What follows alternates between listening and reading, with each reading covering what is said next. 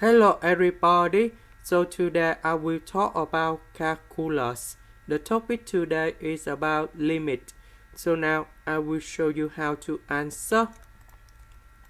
So we want to find the limit of f of x. So we put this one go in here. And this one go in here. When s approach to number 2, this one change for number 2.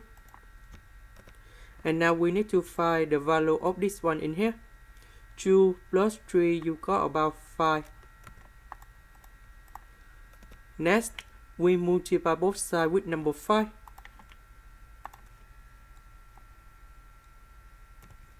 And you will got about 20. Next, we put negative number 5 on the right. And we divide both sides with number 2.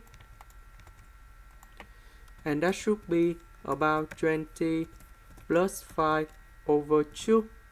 And you got about 25 over 2. That's the end. Thank you for watching.